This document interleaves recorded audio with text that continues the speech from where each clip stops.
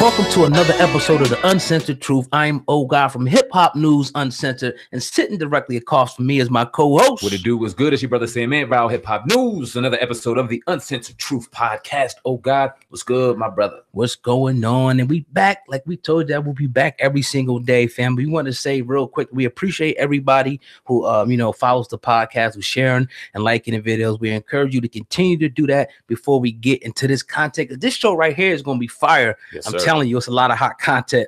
We got a real good perspective, on this. So we was actually, yesterday, I got to tell them this quick story.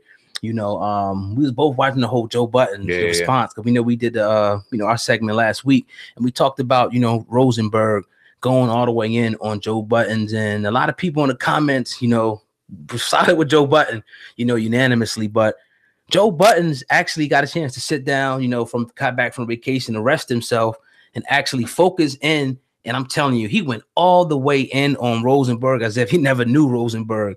Sam Man actually has clips of that, and we're going to get to that in a minute. Yeah, man. Well, like O-God alluded to, Joe Budden really giving his perspective. He slept on it.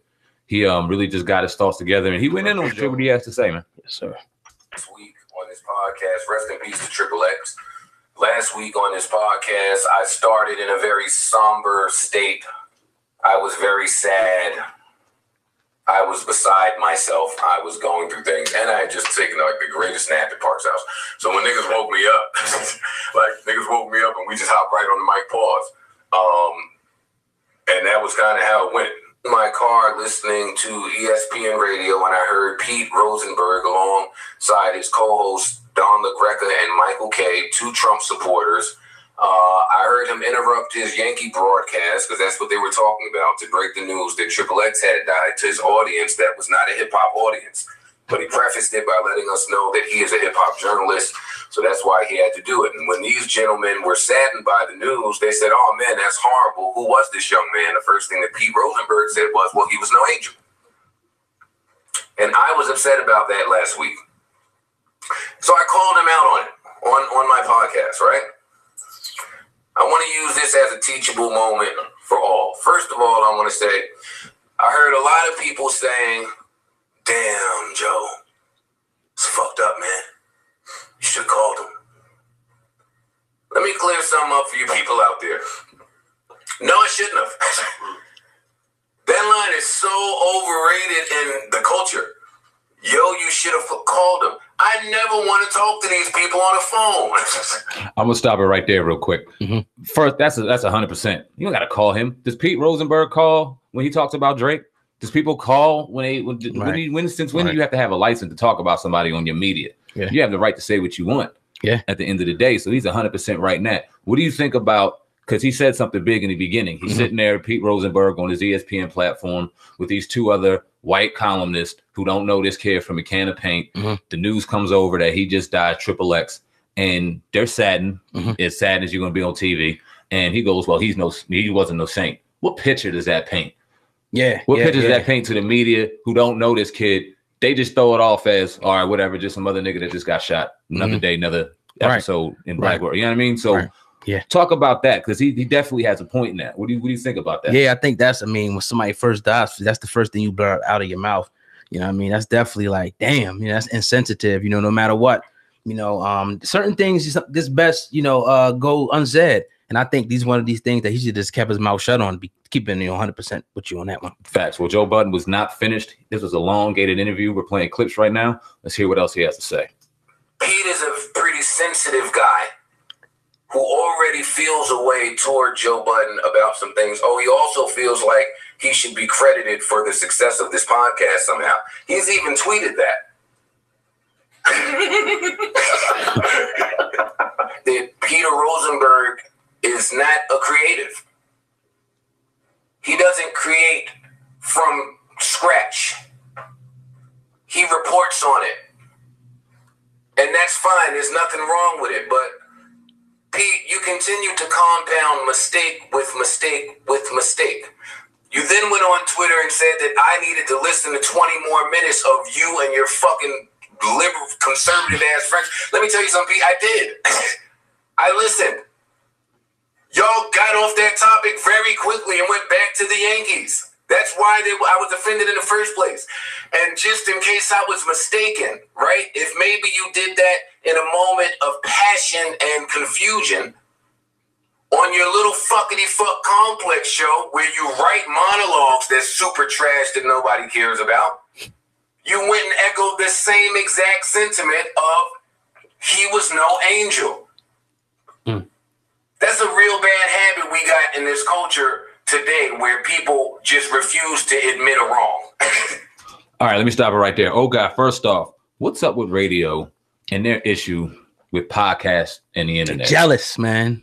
They jealous, man, because, you know, it's almost like it's corporate, you know, and Dame Dash always talks about this. It's kind of the corporate independent thing. You got the Hot 97, and shout out to them again. We grew up on them, idolizing that radio station. They had some of the best artists, DJs, music that come out ever, you know, in the world, probably one of the best radio stations in the world. But it's like now you got people, again, like I said before, that are self-made, independent, that don't have to kiss no corporate ass, that demand respect. And like I said before, and people in the comments, shout out to people at Hip Hop News Uncensored in the comment section, because y'all went in on that saying that, look, Joe Budden is the future and podcasting is where it's at. I mean, I was just getting food today and people talking about everything. Podcast is the new thing. The Breakfast Club, you know, kick down the door, drink champs, you know, et cetera, et cetera. So I sense a little bit of hostility and, you know, the old dinosaurs, you know, kind of, you know, looking at, and this has always been a dynamic in our communities, you know, the older people not really want to pass the torch to the younger ones that's coming up, man. Because really, when you look at it, I'd rather listen to Joe Buttons than Rosenberg 10 times out of 10. Well, I mean, we grew up on them, we listened to them, but it's time for a new era. And it's either you're going to move aside and teach the younger generation how to do it and give them game and let them move how the wave is moving, or you're going to adapt to the time and move how the fucking wave is moving. And I think that they're having a hard time, Hot 97 in particular. And like you said, we got love for them. And if they ever got wind of this, we're going to get trashed on it. You already know Ebro, and then we're going to go in on us in some kind of way if they ever got wind of this. But it's true. It's true. Like, you don't really understand the power and the magnitude of what's going on in it, or you do, and for some reason or another, you can't keep up with the pace. Joe Budden's podcast and Joe Budden's platform is monstrous. 500,000, almost 500,000 subscribers, you know, and growing. And it's not going anywhere.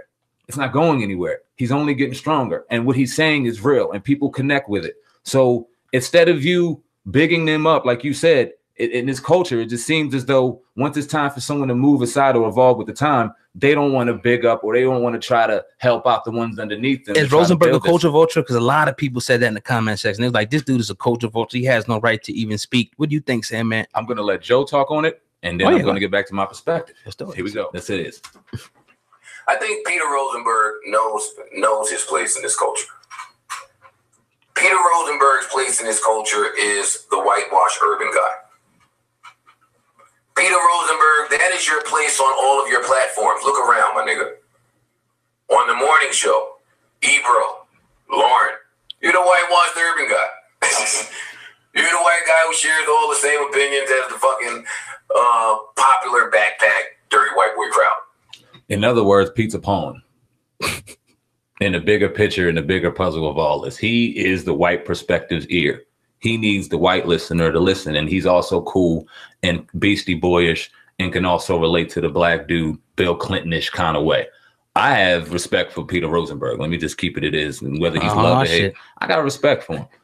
But ain't nobody dancing. Fuck the fuck out of here. I got respect that he can come on here and continuously get bashed and just have the guts to still deal with it, because he in some way or another is a pawn, and I think he realizes that, and he's cool in his place, and he can run off at the mouth, and he's real slick talking, and he can jump and jab with certain people, but the facts are the facts, and he's there for a certain reason to appeal to a certain audience. And that was your biggest drip at your Eminems and your other white rappers, is though they almost got popularity because they went and took those white boys and just took the culture. Eminem can rap, but he also couldn't argue the fact that he was a pawn also in a greater grand scheme of things. And I think that Peter Rosenberg is no different. Interesting perspective on that one, man. But yeah, man, you're listening to the Uncensored Truth podcast with your brother Old God and Sam, man. While we're here, we're going to actually talk about, you know, Joe Buttons on that same podcast, man, for Uncensored Truth podcast. We appreciate everybody for listening for this broadcast. Once again, we'll be back once again, you know, every day in your face. Y'all could do us a favor right now. If you're not already subscribed to this channel, to hit that subscribe button, and make sure you double tap the bell to make sure you get all notifications as soon as we drop this fire, because you're going to want to be in the know. That's all I got. Man, shout out to all the producers. Shout out to all the love we've been receiving over there at the Uncensored Truth Podcast, Hip Hop News, Uncensored and Viral Hip Hop News. We're going to have some packaging and marketing packages coming to you guys real soon. We see the emails. We're getting a flood of love. We hear y'all out there. Y'all want to be promoted right here on the Uncensored Truth Podcast. We're going to give that to y'all real soon. Yes. Got love for the people, man. Shout out to my brother Mose. Man, that's all I got, man. We out. Yes, sir. Peace. Peace. Man, this off. Ooh, you not the only one. Say you get money, you not the only one. You a shooter, a killer, you not the only one. When it's wartime, my bullets gon' block the sun.